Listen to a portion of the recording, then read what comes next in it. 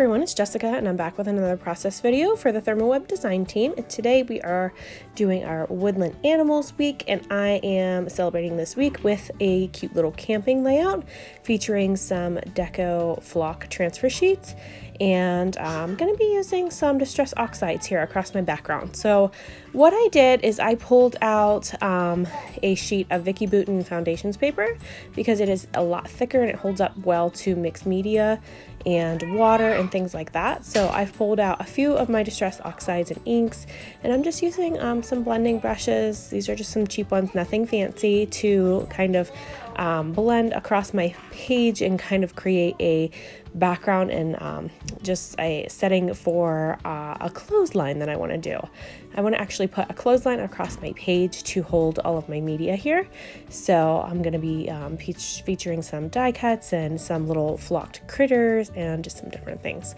So there you just saw me flicking some plain water onto the distress oxides and inks, because those inks and oxides react to water, and that's what happens whenever you flick water onto them. It kind of creates like a little night sky distressed I guess background. So I've just cut my foundations paper down just a little bit. I'm gonna put a border behind it.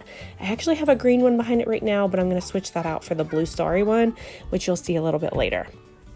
And here I'm just pulling out this lovely Gina K glitter glitz gel, which I absolutely love, and I'm just getting a little bit out of the pot here with a spatula and just using my stencil pal with a stencil by the Crafters Workshop. This is the Constellation stencil, and if you worry about this stencil moving around whenever you're trying to use it, you can always tape the edges down using some pixie tape, or spray the back of it with some pixie spray. So that will work as well. I didn't, because I wasn't too concerned about it moving around a whole lot, and I have kind of a distressed background anyway, so it didn't really matter to me, but it turns out perfect. And I'm just scraping off the excess into my pot, and then here's where I swap out my background.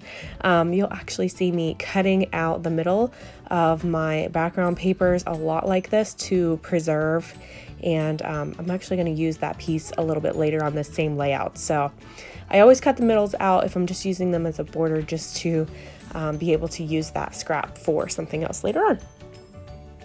So here I'm just pulling out some of the flock transfer sheets. I'm pulling out some black, and then I'm pulling out the Tuscan gold. So I'm just using this cute little PhotoPlay stamp set that I have with coordinating dies to stamp my little bear and my little moose on. I just love them. They're so fuzzy and cute.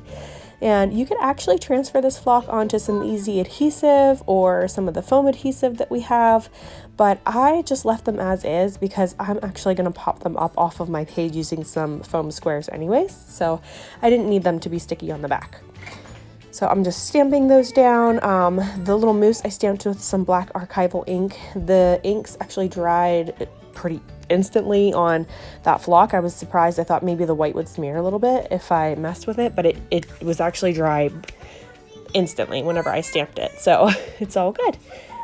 So here I'm pulling out my dusty Crocodile tool that I haven't used for ages, and I'm going to set some eyelets right here and on the other side of my page so that I can actually run a little clothesline with some baker's twine. So I'll pull out some black and white baker's twine here, and then I'm going to thread that through after I set my eyelets, and then I'm just going to attach the back edges using some of the Easy Tear tape. I just don't peel off the backing of the Easy Tear tape because it is double-sided, but I didn't have anything handy next to me to use other than that, so you'll see me tape down the edges of that using some of the Easy Tear tape and just kind of leaving that backing onto it, which it works out perfect because later on in this layout I can actually pull that back up and add some things to the front and thread them through without ruining that, and I can just stick that backing right back on and it still stays. So here my photo, I've just dressed the edges of it. I matted it with one of those scraps again from the collection, which is by Echo Park. I think this collection is called Call of the Wild, I believe. So I'm just pulling out some of the ephemera pieces and die cuts. I'm going to thread these through. So as you can see, I'm pulling that backing up off of that Easy Tear tape, pulling that thread through, threading my die cut through there and then pushing it back down. So yeah, that works out perfect, and it still stays sticky and it's able to move around just fine. So that works out great. So I did actually draw a little bit of a blank on this layout. I started with this and then I had to come back to it the next day because I didn't really know what else I wanted to do with this. So I'm fiddling around here with some of these little elements and things that I want to use.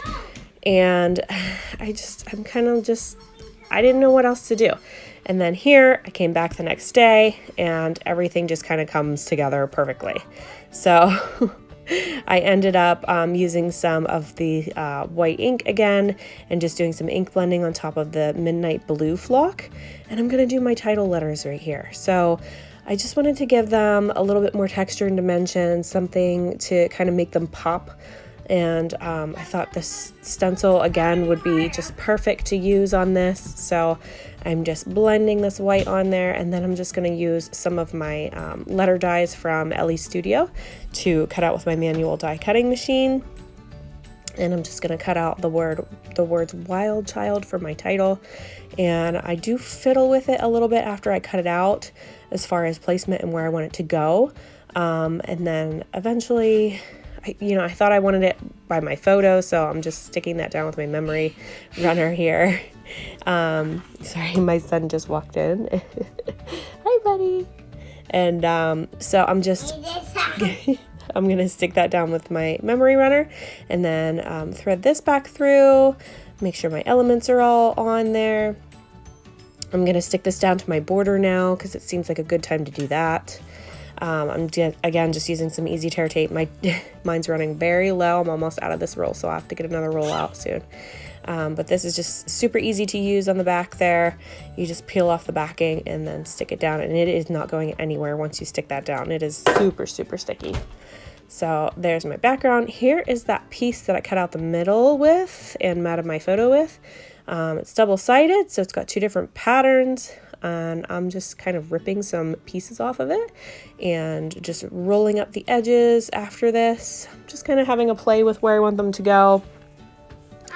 And I'm just gonna put some on the top and then some on the bottom here.